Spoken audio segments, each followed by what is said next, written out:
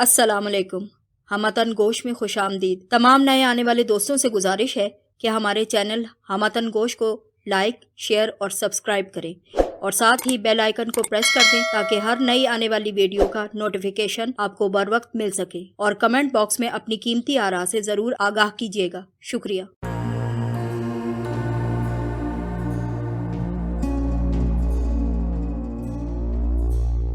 पेश खिदमत है तलाश किस्त नंबर 24।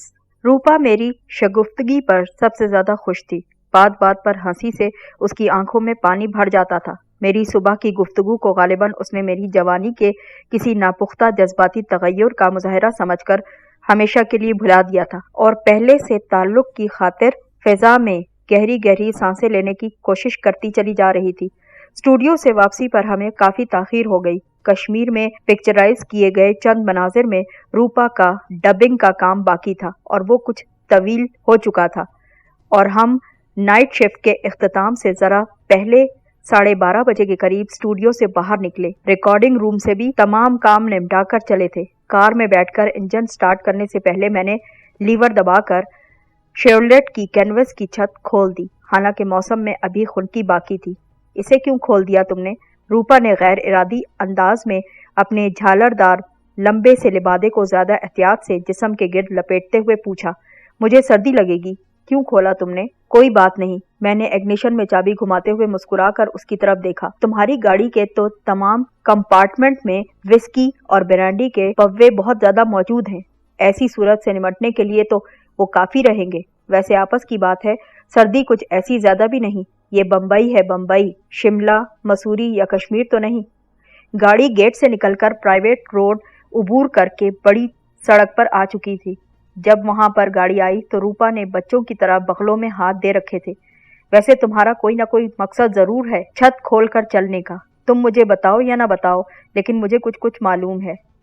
चंद लम्हे बाद उसने मजाफाती सड़क पर इधर उधर नजरें दौड़ाते हुए मुझसे कहा, बताओ ना, क्यों खोला इसे? हाँ, मैंने संजीदगी से कहा, मैं चाहता हूँ कि जिन्हें तुम्हारी जान की जरूरत है उन्हें राह चलते भी तुम्हारी शनाख्त में कोई दुश्वारी पेश ना आए। मेरी ख्वाहिश है कि ये किस्सा जल्द अज जल्द खत्म हो जाए। चूहे बिल्ली का ये खेल आखिर कब तक जारी रहेगा? गोया अब तुम्हारी कोशिश ये है कि वो लोग मुझे देख लें और जल्द अज जल्द ये किस्सा पाक करें ताकि तुम्हारी जान जल्द अज जल्द छूट जाए। उसने मजरूह सी निगाहों से मेरी तरफ देखा। मैं अंदाजा नहीं कर सका था कि उसका ये अंदाज अदाकारी का था या फिर हकीकत का मसर। नहीं, मैंने कदरे तरमीम से कहा, मेरी कोशिश है कि वो लोग जल्द अज जल्द तुम्हें कहीं देखकर सामने आ जाएं ताकि मैं जल्द अज जल्द उनका किस्सा तमाम कर दूं। आखिरी अल्फाज अदा करते वक्त न जाने क्यों मेरे दांत भिंच कर रह गए। ओह मंसूर, तुम यकायक कितने बदले बदले लगते हो और अपनी उम्र से कुछ बड़े भी। मैंने रूपा की हैरत भरी आवाज सुनकर उसकी तरफ देखा। वो कदरे फैली फैली आंखों से मेरी तरफ ही देख रही थी। इस आलम में वो बहुत मासूम सी दिखाई देने लगी थी। मैंने मुस्कुराने की कोशिश की ताकि मेरे जबड़ों के तने हुए उजलात कुछ मामूल पर आ जाएं। मेरी ये कोशिश गालिबन कामयाब भी रही थी, क्योंकि मैंने रूपा को इत्मीनान की एक गहरी सांस लेते सुना था। उसका चेहरा उस वक्त तक तारीकी की जद में आ चुका था, क्योंकि हम एक इलेक्ट्रिक पोल की रोशनी की रसाई से काफी दूर निकल चुके थे और दूसरे की रोशनी की हुदूद में दाखिल होने वाले ही थे। एक लम्हे की तारीकी गुजर जाने के बाद मैंने दोबारा रूपा की तरफ देखा। वो अब सीट से टेक लगाए बैठी थी और उसके खुले स्याह बाल दूर तक हवा में लहरा रहे थे।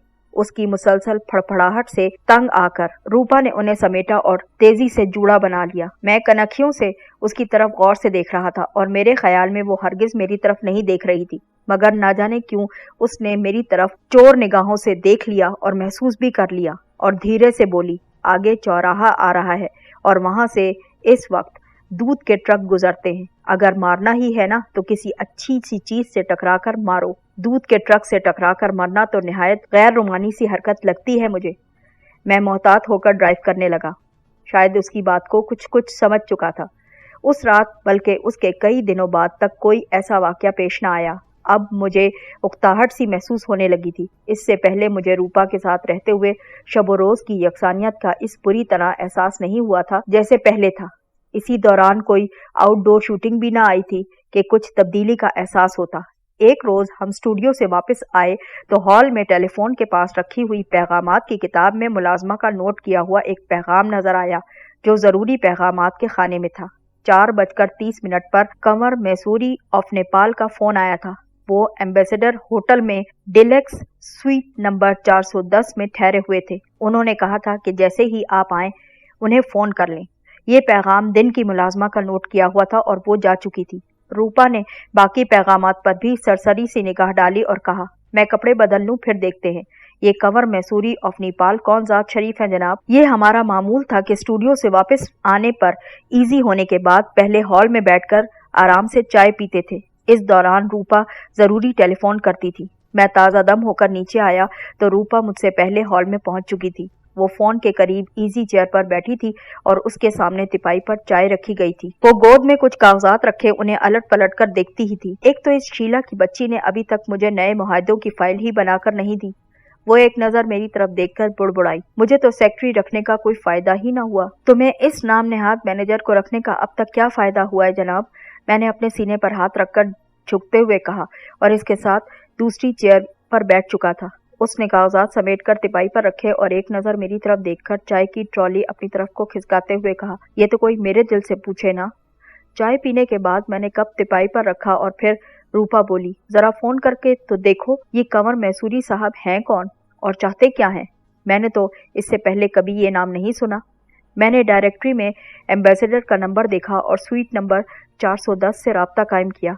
एक खुरदरी सी मर्दाना आवाज ने हेलो कहते ही पूछा, आपको किससे बात करनी है जनाब? कंवर मैसूरी साहब से, मैंने पुरवकार लहजे में कहा। आपका इसमें गरामी? दूसरी तरफ बोलने वाला कुछ संभल कर बैठ गया था। मैं मैडम रूपा का मैनेजर बात कर रहा हूँ। मेरे ख्याल में आपके लिए इतना जानकर काफ़ी होगा। मैं अभी आपकी उनसे बात करवाता हूँ। 1 मिनट होल्ड कीजिएगा। मैंने उसके लहजे में दबा दबा सा जोश महसूस किया। दूसरी तरफ सकूत छा गया था। फिर खासे फासले पर जैसे कोई दरवाज़ा खुला और फिर बंद हुआ। चंद लम्हे बाद एक भारी भरकम आवाज़ सुनाई दी, हेलो मिस्टर मैनेजर। कंवर मैसूरी ने बगैर किसी तारुफ और तमहीद के कहा, क्या ये मुमकिन नहीं कि मैडम रूपा से मेरी बराह रास्त बात हो सके? नहीं कंवर मैसूरी, मैंने रुखाई से जवाब दिया। आपका मकसद मालूम हुए बगैर ये मुमकिन नहीं। एक बहुत बड़ी फिल्म का सिलसिला है जिसे हम GM फिल्म्स वालों के इश्तराक से प्लान करते हैं। उसमें मैडम रूपा को कास्ट करने की बात करनी है। ये तो खैर इब्तिदाई मामलात हैं। हमारी असल दिलचस्पी एक दूसरे प्रोजेक्ट में ज़रूर है जो बैनुल अक़वामी नौइयत का है। हम उसमें बाज़ मसलहतों की बिना पर मैडम रूपा को पार्टनरशिप ऑफर करना चाहते हैं, कंवर मैसूरी ने बताया। चंद सेकंड होल्ड कीजिए, मैं मैडम से आपकी बात करवाता हूँ। मैंने रिसीवर पर हाथ रखते हुए रूपा को आंख मारी और धीमी आवाज में उसे बताया कि कंवर मैसूरी क्या कहता है। मैं बात करके देख लेती हूँ, रूपा ने सरगोशी में कहा। वैसे तुम भी सुनते रहो। उसने टेलीफोन के एक्सटेंशन की तरफ इशारा किया। इस नंबर की एक और एक्सटेंशन रूपा की ख्वाबगाह में मौजूद थी और दूसरी इसी सेट के करीब रूपा ने हॉल में रखवा दी थी, क्योंकि बाज औकात ऐसे अपराध से गुफ्तगू करते वक्त वो कभी शरारतन और कभी मसलहतन मुझे सुनवाती भी थी। मैं एक्सटेंशन का रिसीवर उठा चुका तो रूपा ने हेलो कहा। Good evening madam. कंवर का लहजा पहले से ज्यादा शाइस्ता हो गया था। मुझे कंवर मैसूरी ऑफ नेपाल कहा जाता है। शायद आपने कभी मेरा नाम सुना हो। जी नहीं, कदरे तवक्कुफ के बाद रूपा ने साफगोई से जवाब दिया। मैंने कभी आपका नाम नहीं सुना। बड़ा अफसोसनाक इत्तफाक है जनाब। खादिम का ताल्लुक नेपाल की बहुत बड़ी अमीर तरीन फैमिली से है। बहरहाल इसे छोड़िए। उसे गोया इंकिसारी जाहिर करने का ख्याल आ चुका था। असल बात यह है कि फैमिली का वाहिद वारिस होने की बिना पर मैंने महज खानदानी दौलत पर तकिया करके बैठ जाने के बजाय हाथ पांव हिलाने जुलाने की कोशिश की है। पिछले 1 साल से मैंने एक कसीरुल मकासद किस्म का तिजारती इदारा बना रखा है। कॉन्टिनेंट कॉरपोरेशन के नाम से कनाडा, इंग्लैंड, हांगकांग वगैरह में भी दफातर मौजूद हैं। हाल ही में फिल्म साजी को भी मैंने अपने तिजारती मंसूबों में शामिल कर लिया है और GM फिल्म्स के साथ इश्तराक का मुआहदा भी किया है। उन्होंने हमें पहले तो सिर्फ हिंदुस्तान की मार्केट के लिए एक बड़ी कास्ट की फिल्म का मंसूबा दिया था। इसके बाद बैनुल अक़वामी मार्केट के लिए बैक वक्त 4 फिल्मों का प्लान तैयार कर लिया गया है। वो सांस लेने के लिए एक लम्हे को खामोश हुआ। हमारा इदारा आपको अपनी मुस्तकिल स्टार रखना चाहता है। हिंदुस्तानी फिल्म के लिए तो हम आपको वही मुआवजा दिया करेंगे जो आप तलब करेंगी। उसने बात जारी रखते हुए कहा, अलबत्ता बैनुल अक़वामी फिल्मों में हम आपसे पार्टनरशिप करना चाहेंगे। आप चाहें तो नफ़ा नुकसान में शरीक हों या कुछ सरकट ले लें।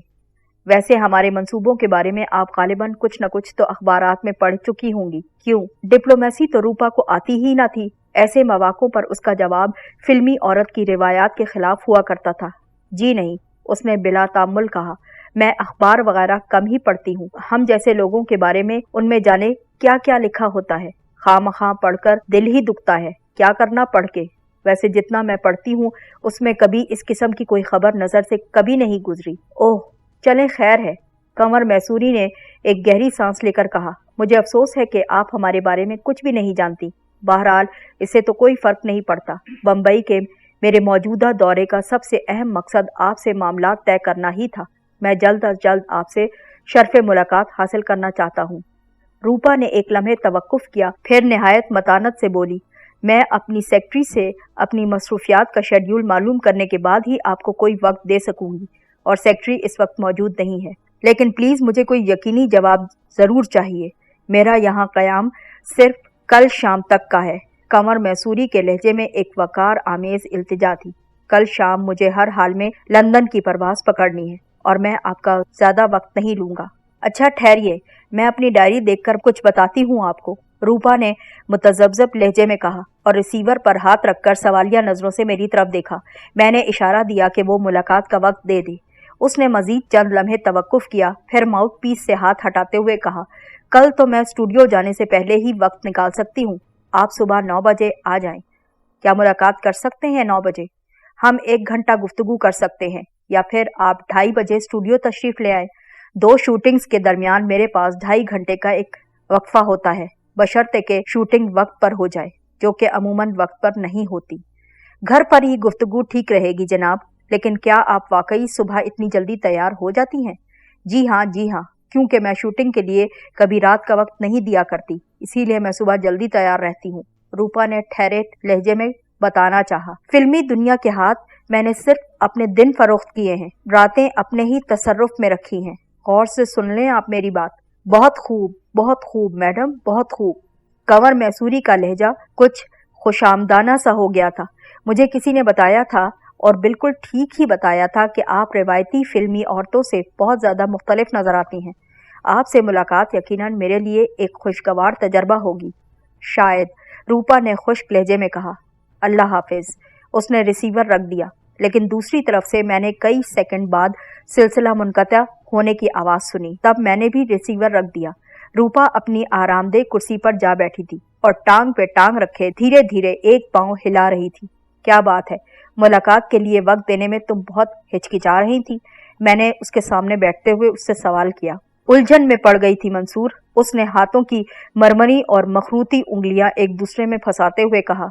मैंने आज तक कोई ऐसा नेपाली नहीं देखा जो मैसूरी की तरह इतनी साफ उर्दू बोलता हो सकता है उसने हिंदुस्तान में ही परवरिश पाई हो। मैंने अपना ख्याल जाहिर किया। वैसे भी उमरा में शुमार होने वाले लोग अमूमन कई जबानों पर उबूर रखते हैं। बहरहाल हमें बहुत मोहतात रहना पड़ेगा, रूपा ने कहा। लोग हमसे मिलने और मरासिम बढ़ाने के लिए अजीब अजीब रूप धार लेते हैं। कोई नवाबजादा बन जाता है, कोई किसी राजे महाराजे का वारिस बन बैठता है, और कोई किसी ऐसे बिजनेस कंसर्न का मालिक बनकर आ जाता है जिसकी शाखें पूरी दुनिया में फैली होती हैं। बाद में पता चलता है कि मौसूफ किसी दहकान के साहिबजादे थे जो हाल में ही 10-20 एकड़ जमीन छोड़कर मर गए, और ये उस जमीन को बेचकर 10-20 दिन बड़े ठाठ की जिंदगी बसर करके दिल की हसरतें निकालने में मसरूफ है। गुलजार बानो से तो तुम वाकिफ हो ना?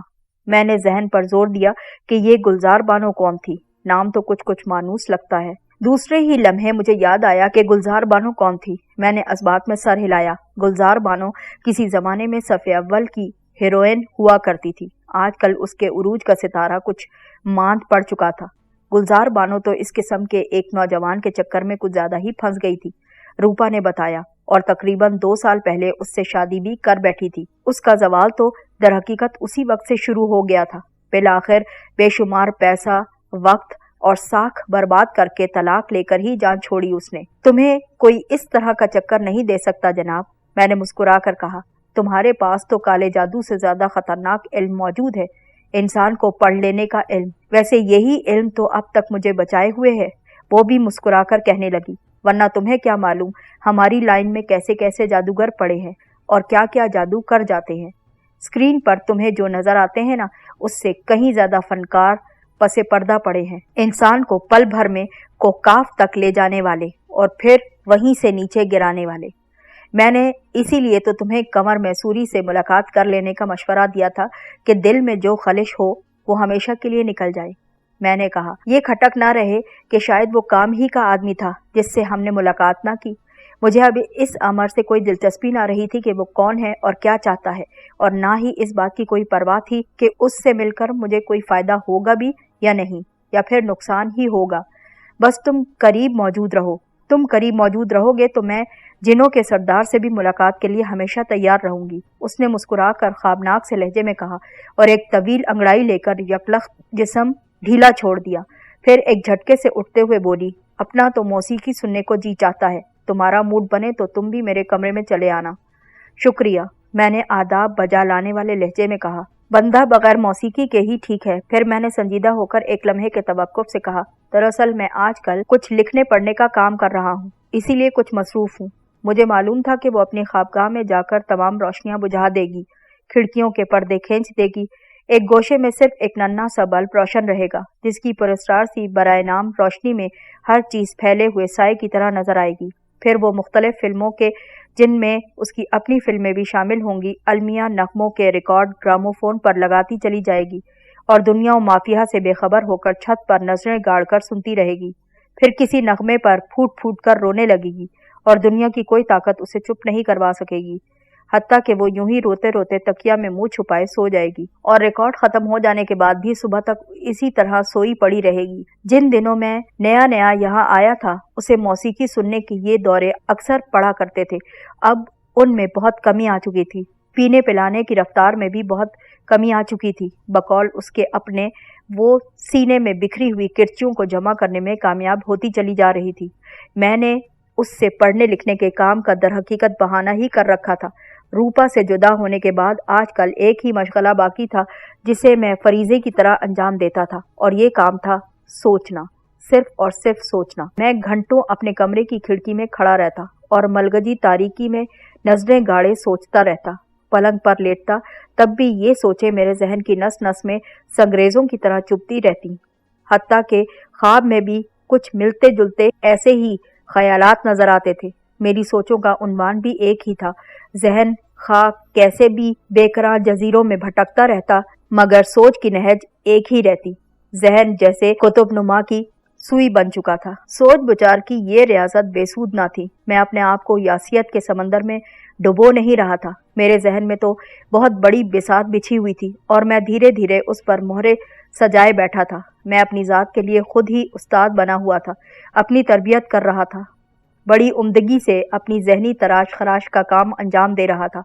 मम्मी की डायरी को मैंने जला दिया था। मुझे अब इस बात की जरूरत ही न थी कि मैं उसको अपने पास रखता, क्योंकि उसका एक एक लफ्ज मेरे जहन पर नक्श था।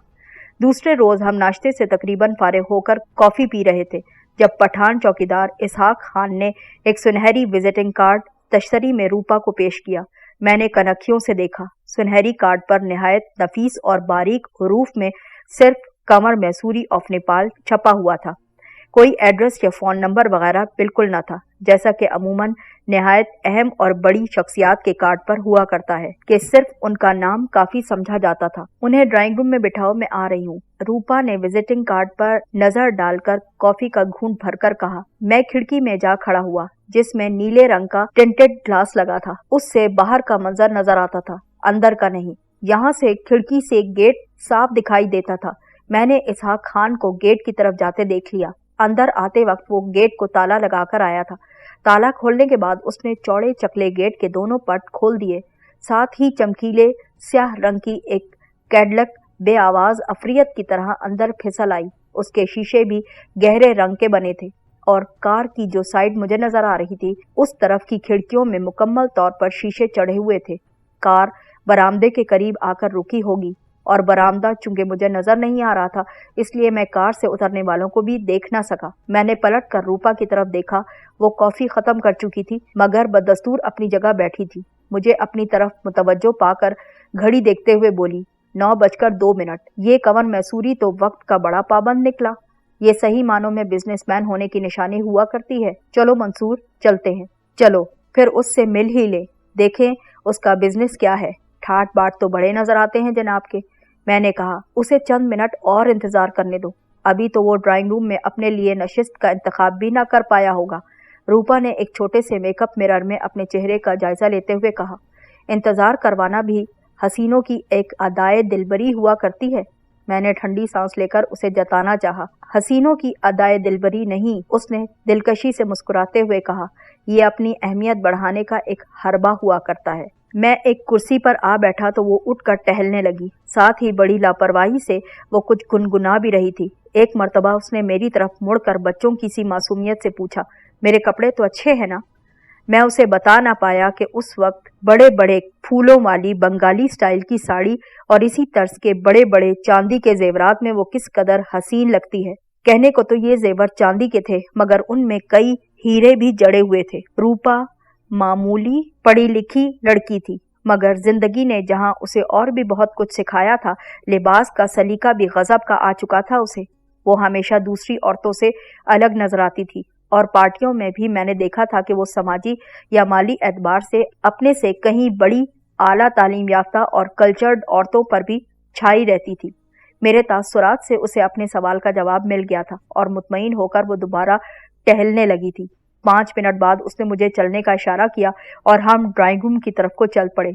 रूपा ने ड्राइंग रूम में दाखिल होने के लिए पर्दा एक तरफ को हटाया तो मेरी नजर आरास्ता और पैरास्ता और तवील आरीज ड्राइंग रूम में सामने सोफे पर पड़ गई, जहां पर एक बड़े बारोब अंदाज में बैठे हुए शख्स पर मेरी निगाह चली गई। पहली नजर में मुझे वो कोई मंगोल शहजादा दिखाई दिया। उसके लंबे लंबे भूरे बालों की लटें उसके कंधों को छू रही थी। चपटी नाक तले पतली पतली चंगेजी तर्ज की मूछें ढीले ढाले अंदाज में लटकी हुई थी। आंखों पर तिलाई फ्रेम की तारीक शीशों वाली ऐनक मौजूद थी। चेहरा खासा चौड़ा और रंगत तपे हुए तांबे से मुशाबे थी। रुखसारों पर जैसे गोश्त में गिरहें सी पड़ी थी। वो सफेद चमकीले साटन नुमा किसी कपड़े का चीनी तर्ज का बंद गले का कोट पहने हुए बैठा था। कोट के साथ उसने चूड़ीदार पजामा पहन रखा था। पैरों में मखमली जूते पड़े थे जिन पर सफेद मोती टके हुए थे। उसके गले में मोटे मोटे सब्ज पत्थरों की माला पड़ी थी। उन पत्थरों में बड़ी मध्यम किस्म की चमक भी मौजूद थी। मजमूई तौर पर वो भारी तनोतोष का आदमी था और कुछ इस अंदाज से बैठा हुआ था जैसे जमाना कदीम का कोई बादशाह अपने दरबारियों से खिताब करने लगा हो। रूपा को देखते ही वो उठ खड़ा हुआ और कॉर्निश बजा लाने के से अंदाज में झुककर उसने गोया उसे खुशामदीद कहा। उसकी आंखों पर गो के तारीक शीशों की ऐनक थी मगर मैंने महसूस किया कि सीधा खड़ा होते वक्त उसने गहरी निगाहों से रूपा का सर तापा जायजा लिया और उसी वक्त मेरी नजर एक और शख्स पर पड़ी जो गालिबन हद अदब के तौर पर कंवर मैसूरी से काफी फासले पर एक और कुर्सी पर बैठा था। रूपा को देखकर वो भी फुर्ती से उठ खड़ा हुआ और एहतरामन झुका था। उसके पैरों के करीब चमड़े का एक नफीस ब्रीफकेस रखा हुआ था और ये शख्स निहायत दुबला पतला था मगर उसके बाजू, टांगें और हाथों की उंगलियां गैर मामूली तौर पर लंबी थीं। उसके चेहरे के उजलात खिंचे खिंचे से नजर आते थे और आंखें मेंढक की तरह उभरी हुई थीं। ताहम उसके बाल अच्छे थे और सलीके से बने हुए थे। वो सूट में मलबूस था और सूट की उम्दा तराश खराश की वजह से उसकी शख्सियत कुछ गनीमत सी नजर आती थी। यकीनन वो कंवर मैसूरी का सेक्रेटरी था। तारुफ की जरूरत महसूस नहीं की गई थी क्योंकि हम चारों ही एक दूसरे को जान चुके थे। रूपा ने सर की खफीफ सी जुम्बिश से उनके सलाम का जवाब दिया और उन्हें बैठने के लिए कह दिया। मुझे भी बैठने का इशारा करते हुए वो खुद भी बैठ चुकी थी। आप क्या पीना पसंद करेंगे कंवर? उसने खुशगवार लहजे में उनसे सवाल किया। तकल्लुफात की कोई जरूरत नहीं मैडम। ये जुमला उसने निहायत शुस्ता अंग्रेजी में अदा किया और गोया मेरे इस ख्याल की तस्दीक कर दी थी कि गैर मामूली तौर पर ऊंचे खानदान के लोग अमूमन कई जबानों पर उबूर रखते थे। उसकी आवाज खासी गूंजदार थी। मैं चाहता हूं कि आपका कम से कम वक्त लूं, उसने मुस्कुराते हुए कहा। इस मुस्कुराहट के दौरान उसकी लटकी हुई चंगेजी मूंछों के दरमियान कुछ फासला बढ़ गया था। आप इत्मीनान से बात करें, मेरे पास 1 घंटा फाजिल है, रूपा ने घड़ी पर नजर डालते हुए आहिस्ता से कहा, और उसने भी ये जवाब शुस्ता अंग्रेजी में ही दिया था। उसे अंग्रेजी बोलते सुनकर भी कोई उसका असली तालीमी मयार न जान सकता था। सबसे पहले तो आप ये बताएं कि क्या आप हमारी इस फिल्म में काम करने के लिए तैयार हैं, जो हम BM वालों के इश्तराक से हिंदुस्तानी मार्केट के लिए बना रहे हैं। कमर मैसूरी ने अब उर्दू जबान में बात शुरू कर दी। रूपा की पेशानी पर हल्की सी शिकन नमूदार हुई। क्या BM वालों ने आपको ये नहीं बताया कि मैं पहले स्क्रिप्ट पढ़ती हूँ, उसमें अपना रोल देखती हूँ, बाकी कास्ट देखती हूँ, फिर मुआवजे की बात करती हूँ, और जब ये सब चीजें तय हो जाएंगी तब हामी भरूंगी। बताया था, मैं स्क्रिप्ट साथ लेकर आया हूँ। मुल्क के मायानाज मुसन्निफ रहबर बिलाली ने इस स्क्रिप्ट को लिखा है। थीम अंग्रेजी नॉवेल से है। फिर कंवर ने माजरत खाना लहजे में कहा, वो मैं अभी आपकी खिदमत में स्क्रिप्ट पेश कर देता हूँ, मगर मैं आपसे सिर्फ ये यकीन दहानी चाहता हूँ कि अगर स्क्रिप्ट आपके रोल, कास्ट और मुआवजे वगैरह की तरफ से आपका इत्मीनान हो चुका तो आप डेट्स दे सकेंगी या नहीं। आपका शेड्यूल बहुत ज्यादा टाइट तो नहीं है। अब अगर रूपा की जगह कोई और हीरोइन होती तो खा उसकी सिर्फ एक फिल्म सेट पर होती, मगर कारोबारी मसलहत के तहत उसका जवाब कुछ इस किस्म का होता, वो जी शेड्यूल तो बहुत टाइट है, उसमें बिल्कुल गुंजाइश नहीं, लेकिन अब आप आ ही गए हैं तो फिर आपका BM वालों से भी कुछ ना कुछ मामला तो होगा, उनका लिहाज तो करना ही पड़ेगा। मैं किसी न किसी तरीके से गुंजाइश निकाल लूंगी। इसके बजाय रूपा ने निहायत दयानतदारी से कहा, मैं चूंकि अपनी मर्जी की फिल्में साइन करती हूँ, इसलिए मैं मशीन की तरह दिन रात मसरूफ तो नहीं, लेकिन ज्यादा फारिग भी नहीं। इस पूरे साल में मेरे पास बहुत कम डेट्स हैं। मसलहतन उसने बहुत ही मुख्तसर जवाब दिया था। मसलहत कोशी उसे आती थी, लेकिन बहुत मामूली हद तक। खैर, ये बातें तो तय हो ही जाएंगी, कमर मैसूरी ने कहा। पहले आपको फिल्म, स्क्रिप्ट और आइंदा मंसूबों की रिपोर्ट पेश करता हूँ। आप नजर डालकर ही शायद किसी फैसले पर पहुंच सकेंगी। उसने अपने सेक्रेटरी को इशारा किया। सेक्रेटरी ने ब्रीफकेस उठाकर निहायत अदब से उसके सामने जाकर पेश किया। गाड़ी से बड़ी फाइल भी निकाल लाओ, जल्दी करो, कमर मैसूरी ने उसे हुक्म दिया। वो मुअद्दबाना तेजी से घूमा और लंबे लंबे डग भरता मेरे करीब से गुजरकर दरवाजे की तरफ चला गया। ड्राइंग रूम में तो निहायत दबीज ईरानी कालीन बिछा हुआ था, लेकिन मेरा अंदाजा था कि नंगे फर्श पर चलते वक्त भी उस शख्स के कदमों की आहट पैदा नहीं हुई थी। ऐसा मालूम होता था कि चलते वक्त उसके जूते फर्श को छूते ही ना हो। कमर मैसूरी ने ब्रीफकेस घुटनों पर रखा और कोई बटन दबाकर खटके से उसका ताला खोला और उस पर झुक गया। चंद लम्हे बाद उसने ब्रीफकेस में हाथ डालकर जो चीज निकाली वो खौफनाक सी साख्त का एक 2 नाली रिवॉल्वर था, जिस पर सलेंसर भी लगा हुआ था और जिसका रुख हमारी ही तरफ था। मुझे हैरत का शदीद झटका लगा, क्योंकि सांप ने उस वक्त फन निकाला था जब हमें उस पर सांप होने का शुबा तक न रहा। ताहम मैंने अपनी हैरत जाहिर नहीं होने दी थी। अलबत्ता एक नजर रूपा की तरफ जरूर देख लिया था। उसका चेहरा यकलख्त सफेद पड़ गया, मगर शायद मेरी मौजूदगी के एहसास से वो कुछ ज्यादा ही संभल कर बैठ गई थी। ये एक ऐसा स्क्रिप्ट है मैडम रूपा, कमर मैसूरी ने रिवॉल्वर को जुम्बिश देते हुए कहा, जिसे कोई सी भी जबान बोलने वाले बआसानी समझ सकते हैं। गालिबन आप भी समझ गई होंगी कि मैं आपको लेने आया हूँ। मेरा हाथ जो गोद में टेका हुआ था गैर महसूस तौर पर मेरी जैकेट की जेब की तरफ बढ़ रहा था, जिसमें मेरा मशीन पिस्टल मौजूद था। कमर हमसे इतने फासले पर बैठा था कि अगर मैं इंतहाई फुर्ती का मुजाहरा करते हुए भी छलांग लगाता, तब भी ज्यादा इम्कान यही था कि उसके रिवॉल्वर से निकलने वाली गोलियां मुझे बीच रास्ते में ही ढेर कर सकती थीं। और ये शख्स कमर मैसूरी, या जो कोई भी उसका असल नाम था, रिवॉल्वर को खिलौने की तरह इस्तेमाल करने का आदी मालूम नजर आता था। बिलाशुबा वो कोई इंतहाई खतरनाक और सख्त जान शख्स था। मुझे मालूम था कि ऐनक के तारीक शीशों के पीछे छुपी हुई उसकी आंखें रूपा को कम और मुझे ज्यादा देखती हैं। इसलिए मैं बहुत आहिस्तगी से जेब की तरफ हाथ बढ़ा रहा था कि उसे कुछ मालूम ना हो। कमर मैसूरी भी उजलत में कोई कदम उठाने का आदी मालूम ना होता था। उसका अंदाज किसी भारी भरकम और सुस्त अजदहे से मुशाबे था, जो बड़ी काहली से रेंगता है, मगर जब किसी जानदार के जिस्म के गिर्द लिपट जाता है तो चंद सेकंड के अंदर अंदर उसकी हड्डियां चूर करके रख देता है। उसका अंदाज कोबरा जैसा नहीं था, जो बिजली की सी तेजी से डसता है। نہیں نہیں نہیں برخوردار نہیں۔ دفتن اس کی غراہٹ سن کر میرا دل کچھ زیادہ ہی تیزی سے دھڑک اٹھا۔ ہاتھ اپنی جگہ ساکت رکھو ورنہ یہ جسم سے الگ بھی ہو سکتا ہے۔ اس ریوالور کی گولی بڑی ظالم ہے، اور ذرا ایک نظر پیچھے بھی دیکھ لو۔ میں نے گردن ترچھی کر کے دیکھا۔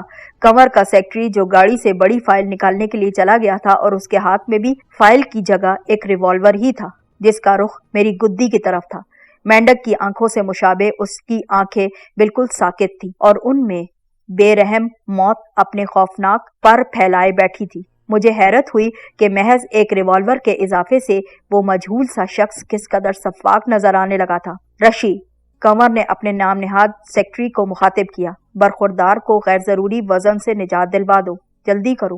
میں نے پیچھے دیکھے بغیر محسوس کر لیا تھا کہ وہ عقب میں میرے قریب آ پہنچا ہے۔ پھر اس کا استخوانی ہاتھ مجھے اپنی جیکٹ کی جیب کی طرف بڑھتا نظر آیا، اور دوسرے ہی لمحے میرا مشین پسٹل اس کی غیر معمولی طور پر لمبی انگلیوں کی گرفت میں آ چکا تھا۔ بڑی عمدہ سی چیز ہے۔ ساتھ ہی اس کا تبصرہ بھی سنائی دینے لگا۔ اس کی آواز کچھ ایسی ہی تھی جیسے مینڈک کا گلا کچھ بیٹھ گیا ہو۔ مجھے حیرت تھی کہ اس کی شخصیت میں مینڈک سے اتنی مشابہت کیوں ہے۔ مشین پسٹل اس نے غالباً اپنی جیب میں رکھ لیا تھا، اور اسی ہاتھ سے میری دوسری جیبوں کو بھی تھپ تھپایا۔ بغلیں ٹٹول کر دیکھی کہ کہیں ہولسٹر تو موجود نہیں۔ پھر وہ پیچھے ہٹ گیا۔ اس نے غالباً کنور میسوری کو کچھ اشارہ کیا تھا، کیونکہ وہ ایک ہاتھ میں بریف کیس اور دوسرے میں ریوالور سنبھالے اٹھ کھڑا ہوا تھا۔ چلیے میڈم، کنور نے دروازے کی طرف اشارہ کیا۔ اس مرتبہ میڈم اس نے استہزائیہ لہجے میں کہا تھا۔ کہاں لے جانا چاہتے ہو تم مجھے؟ روپا نے سرسراتی آواز میں پوچھا۔ میرا بس چلے تو میں آپ کو چاند پر لے چلوں، کنور نے مکارانہ انداز میں مسکراتے ہوئے کہا۔ پھر ایک ٹھنڈی سانس لے کر کہنے لگا، لیکن افسوس کہ میرا معاہدہ کچھ اور ہے۔ کس سے ہے تمہارا معاہدہ؟ اوہ، اس نے گویا کسی دودھ پیتے بچے کو پچکارا تھا۔ لڑکے بالے اس قسم کا سوال نہیں کیا کرتے۔ پھر وہ روپا سے مخاطب ہوا۔ مجھے اطلاع ملی ہے کہ مینیجر کی آڑ میں تم نے کثیر المقاصد قسم کا یہ لونڈا بھی کرائے پر رکھا ہے۔ یہ کافی خطرناک ہے۔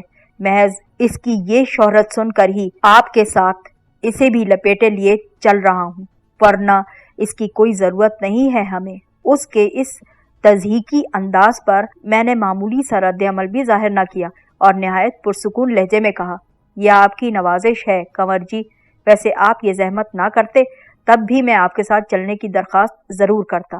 آپ جیسے بزرگوں کی صحبت روز روز تو نصیب نہیں ہوا کرتی نا۔